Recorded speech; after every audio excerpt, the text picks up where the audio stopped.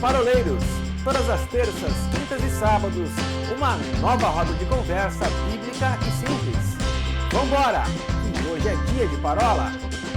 Olá, você que nos acompanha aqui no canal dos Paroleiros, bem-vindos de volta. Estamos aqui para começar o segundo bloco da Parola 104, a primeira dentro do novo tema Resgatados por Cristo. Nessa semana aqui, nós vamos estar falando a respeito do leproso da Galileia, essa passagem, esse personagem que é citado nos três evangelhos sinóticos, tanto em Mateus como em Marcos, como em Lucas. E no primeiro bloco a gente começou a dar uma pequena pincelada, um primeiro panorama a respeito do significado da lepra e quais eram os impactos que essa doença trazia. E aí a gente citou aqui a Levítico 13, a gente citou aqui Ageu 2:12, enfim, algumas passagens que depois você pode estar acompanhando na sua Bíblia, mas a gente queria, nesse segundo bloco aqui, dar uma ênfase especial exatamente no diálogo e no momento do encontro entre esse leproso e Jesus. O Wilson levantou uma bola aqui tão redondinha, que eu não quis tocá-la no primeiro bloco, porque a gente ia precisar de mais tempo para poder conversar a respeito disso. Mas antes de levantar essa bola, eu queria trazer uma informação que é bacana para quem está nos acompanhando, que muitas vezes pode passar desapercebido. O Paulinho chegou a falar no final do primeiro bloco, mas a gente quer reforçar isso porque isso é importante, tá, gente? Veja bem, quando a pessoa apresentava os primeiros sinais de lepra, existia como se fosse um corte na vida dela, assim, uma pausa. Então ela era tirada do seu convívio, da sua realidade, do seu trabalho, da sua família, das suas atividades regulares, e era colocada num isolamento fora da divisa da cidade, assim, dos muros das cidades, né? E essa pessoa, ela vivia em isolamento não só físico, mas principalmente emocional, né? Então, você imagina que de um dia você está bem, tranquilo e saudável, no dia seguinte a primeira mancha aparece no seu corpo e você automaticamente perde tudo aquilo que você tem de um dia para o outro. Simplesmente num estalo, num de repente, num estalar de dedos. A sua vida dá uma virada de 180 graus e você se vê numa nova realidade de isolamento que até então isso não existia. Isso causa feridas, né, fissuras, vamos dizer assim, eu vou usar esse termo da fissura, não só na pele, no corpo, mas principalmente na alma da pessoa, né? E aí o Wilson usou essa passagem, aliás, essa palavra que ele falou, de que existia um grito dentro da pessoa, dizendo assim, por favor, me acuda, por favor, me salve, eu não aguento mais viver nessa situação de isolamento, né? Eu não aguento mais estar longe de quem eu amo. Mas existe uma fala, que eu acho que é a fala inicial aqui, que é a primeira coisa que esse leproso fala quando ele encontra Jesus, que essa é uma fala do Will que fica na minha cabeça, aliás, já está na minha cabeça há muitos anos, e cada vez que eu tenho uma situação parecida na área de saúde, ele me traz essa memória de novo, eu acho lindo. O leproso, quando chega para Jesus, fala assim, se quiseres, eu posso ser curado. E aí Jesus, eu acho que naquela versão mais descolada que o Cine sempre usa, né? Naquele bom humor, ou naquela ironia, né? Que fica só dentro do nosso imaginário, Jesus deve ter escutado e falado assim, como assim se eu quero? É claro que eu quero. É para isso que eu vim, né? Então Jesus fala assim, eu quero. Então seja curado. No momento da dor, no momento do isolamento, no momento da nossa dificuldade, a gente tem dificuldade muitas vezes de, num mau julgamento, distorcer o caráter de Deus, distorcer a pessoa de Cristo, a ponto de o leproso duvidar até se a cura dele era a vontade de Deus ou não. era desejo de Deus ou não, né? Isso que você falou, Will, é muito forte. Eu queria que a gente desse uma atenção bacana nisso, e depois, naquela segunda bola que eu comentei com vocês, a gente toca na sequência. Mas vamos falar um pouquinho sobre essa questão de como é que no momento da dificuldade a gente tende até a duvidar se Deus quer que a gente seja curado ou não. É bem interessante isso. Eu gosto sempre de citar T.L. Osborne. T.L. Osborne, no seu livro chamado Curando os Enfermos, é um livro de capa branca, ele fala assim, as pessoas têm fé para serem salvas. Então, ele faz uma crítica. T.L. Osborne, um dos maiores evangelistas que já tivemos na história, ele era focado muito e pautado muito na questão da cura, né? Então, ele faz uma crítica num dos livros dele chamado Conquistando Almas, e ele fala assim, que o que se deveria pregar não somente é a salvação, senão também o pacote que está dentro da salvação, né? E aí ele fala que as pessoas, e aí voltando para o livro Curando os Enfermos, ele fala assim, se os ministros do evangelho, no ato de falar sobre salvação, também falassem o que está dentro de salvação, com certeza essas pessoas experimentariam na hora do receber a Cristo como Senhor e Salvador a experiência da cura. Porque quando nós vamos falar sobre salvação, nós vamos ver que a palavra salvação, ela diz respeito também à cura, diz respeito à libertação, mas para não ficar tão focado na questão aí da língua, no Salmo 107, 20, diz assim, o Senhor enviou a sua palavra e nos curou, e ele interrompeu todo o processo de morte. Então, isso me faz entender que quando o João ele escreve, né, que o verbo se fez carne, então existe uma palavra que ela foi liberada sobre nós. Quando as pessoas elas não têm essa consciência, esse nível de consciência de que a cura ela é um direito nosso, algo que foi conquistado na cruz, Isaías 53, vai dizer que pelas suas pisaduras nós já fomos curados, nós já fomos sarados. E o que pega mesmo é que muitas vezes as pessoas, por não terem a consciência, isso que para mim é a chave, é ter a consciência. E aí vem um ponto. Como eu não tenho a consciência daquilo que Jesus ele fez na cruz, como diz a palavra, que o Filho do Homem se manifestou para desfazer as obras do diabo, como Paulo fala que o pecado não tem mais domínio sobre vós. E a gente, quando fala o pecado não tem mais domínio, a gente entra numa tônica dizendo assim, mas pecado é de mentira, é o adultério, é o roubo. Mas, na verdade, quando Paulo está falando não tem mais domínio, ele está falando, olha, tudo aquilo que Satanás ele fez no Éden, ele não tem mais domínio, não exerce mais influência sobre mim. Então, se ele não exerce mais influência sobre mim, então a enfermidade, que é uma consequência do pecado, não tem mais influência sobre mim. Então, a miséria, que é fruto do pecado, não tem mais influência sobre mim. Uma vida desregrada não vai ter mais domínio sobre mim, não vai existir mais uma influência. No original, a palavra domínio, ela diz respeito à jurisdição, ou seja, ela não vai ter mais jurisdição sobre a minha vida. Agora, se eu não tenho a consciência, e aí não é o assentimento mental, sabe? Não é o assentimento mental, é você receber isso no teu espírito mesmo, e crendo dessa forma, você não vai experimentar da cura. E aí, esse é o ponto. E aí é porque eu não experimentei da cura, eu passo a relativizar a palavra. E quando eu vou relativizar a palavra, eu vou falar, se for da vontade de Deus, como o leproso chegou. Se queres. Jesus, ele nem titubeou. Ele falou assim, se eu quero, ser limpo.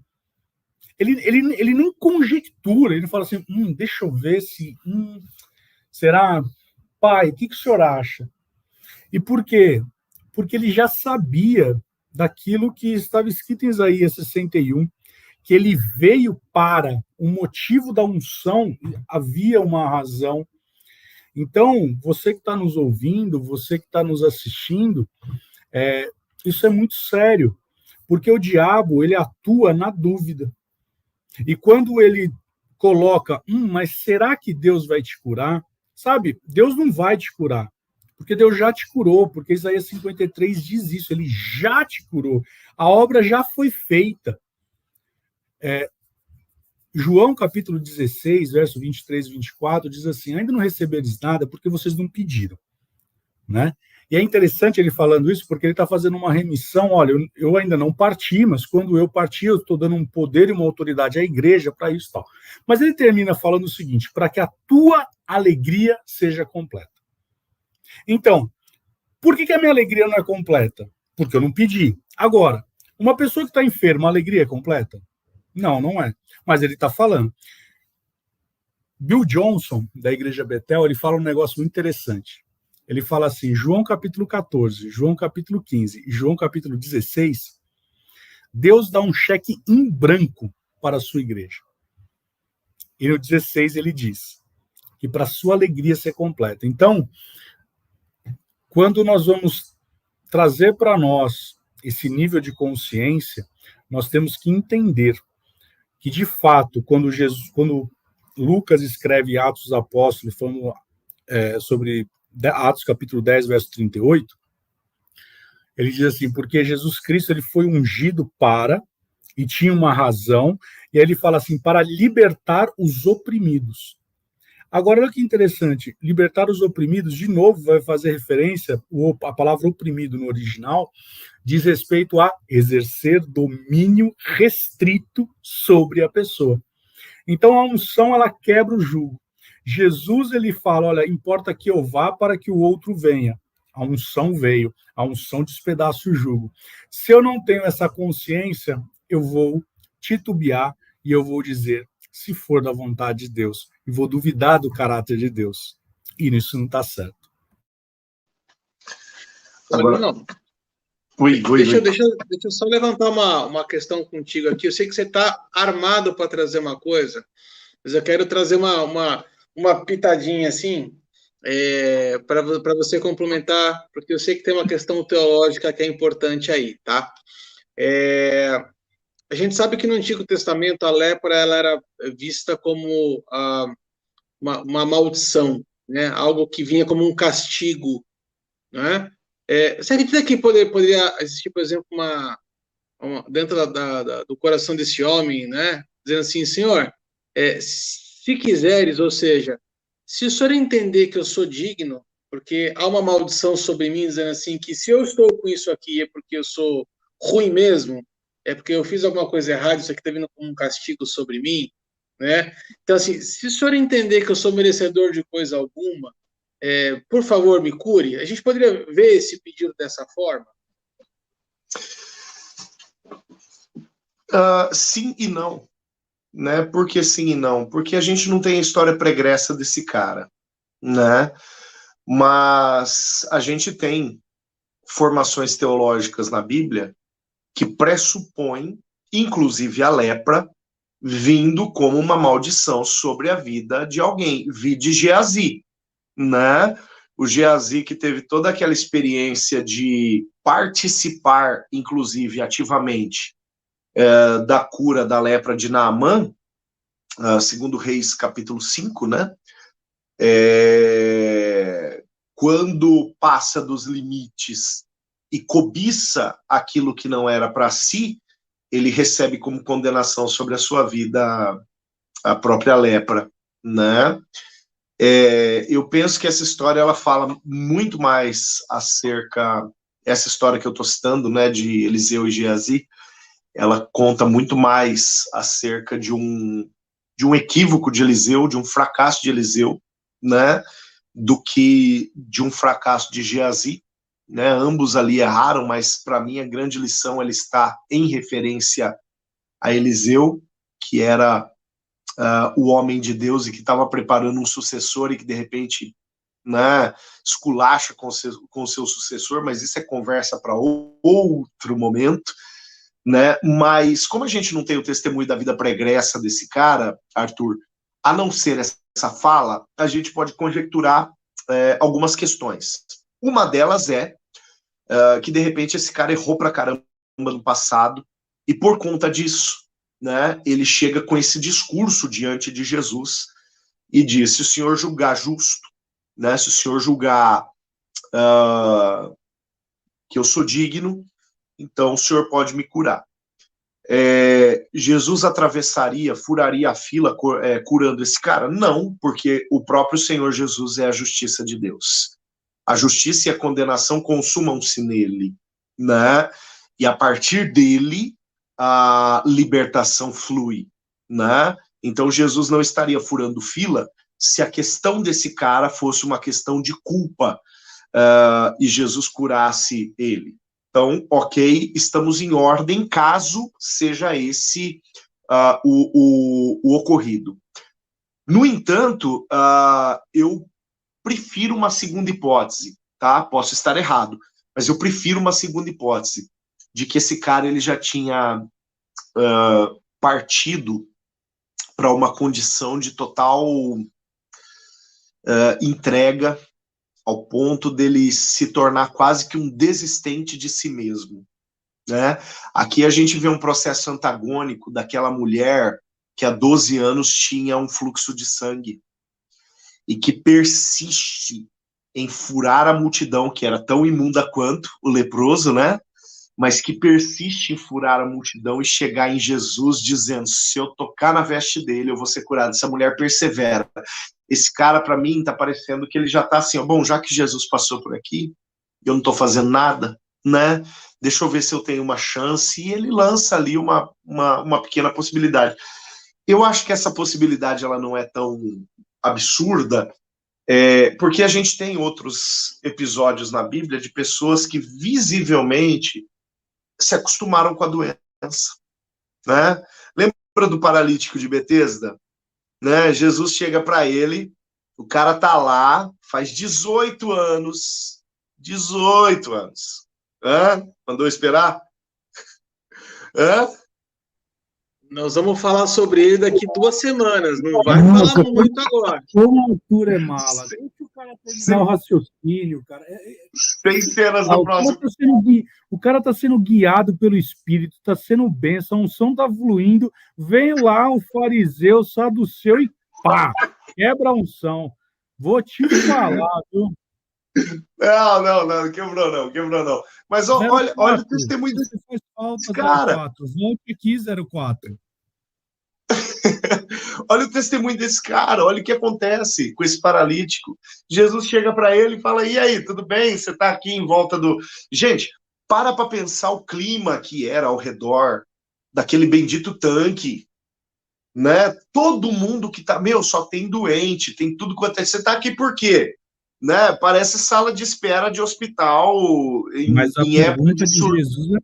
Mas a pergunta de Jesus é fantástica. Tem um humor irônico bem... O que você quer que eu faça, né? Eu quero o carnê das Casas Bahia aqui. Eu quero que tire meu nome do Serasa. Olha só, parece sala de espera de hospital em época de surto de dengue, virose, covid, e a turma com perna quebrada. Tá todo mundo ali, cara, né? E, poxa, Jesus chega para aquele sujeito e é Jesus diante dele, a fonte de água viva está ali, e ele está diante de um rio, de uma fonte com água suja, né? E aí Jesus vira para ele e fala: e aí, qual é a sua? O cara fala: não, eu tô precisando ali dar um pulo quando o anjo vier sacudir a água, mas eu sou manco, eu não consigo. Poxa, olha a cegueira desse cara, né? Ele se acostumou tanto com a condição dele, que, mais uma vez, eu repito, a fonte de água viva e cristalina está diante dele e ele continua olhando para a água suja. Né? Ele continua olhando para aquela fonte suja, para aquele tanque esquisito, arenoso, né? Enlameado, mas que, vez ou outra, o anjo passava, dava uma chacoalhada na água e as coisas aconteciam. Né? Tem uma música que a gente canta... Eu, particularmente, não gosto muito dela, porque o refrão dela, não sei quem é o autor, né? E de repente o autor resolve assistir os paroleiros aí e vai ficar com raiva de mim. Mas a música diz: move as águas. Move as águas, Senhor, move as águas. Ai, não, não tem que mover água. Jesus não foi lá para mover água. Ele foi lá para mover o coração daquele cara na direção dele, né? Então, poxa, eu acho que ficar esperando a água mover é dizer assim, eu tô acostumado com essa condição. No meu entendimento, Arthur, pode até ser que esse cara ele carregasse consigo alguma condenação antiga, mas para mim parece muito mais que esse cara estava acostumado a ficar olhando para a sua situação, olhando para suas feridas, conformado com elas e esperando que de repente a sua sorte mudasse. De repente um dia Jesus está passando e ele fala assim: bom, só falta eu tentar isso, não me falta mais nada, né? E o legal é que Jesus tem misericórdia mesmo se a situação for essa, né? E para mim a resposta de Jesus, né? Pá, líquido e certa, tá, direto. Se você quiser, você pode me curar. Quero! Né? Para mim essa resposta rápida, sem, né, Tramontina, para mim essa resposta desse jeito, ela demonstra que muito provavelmente essa segunda tese, que é uma tese que para mim parece fazer mais sentido, deve ser o que de fato estava acontecendo. Meninos, vamos só dar uma pausa aqui mais uma vez na nossa parola, e aí no terceiro bloco, no sábado, a gente encerra esse assunto. Aquela outra questão que a gente ia conversar, vamos deixar para o terceiro bloco, porque senão nós vamos aqui estourar no tempo. Então, sabadão estaremos de volta com o terceiro e último bloco dessa parola 104, a primeira dentro do tema Resgatados por Cristo. Já deixa anotadinho aí na sua agenda, já marca no seu celular, porque sábado, se Deus quiser, estaremos de volta. Até lá e tchau, tchau.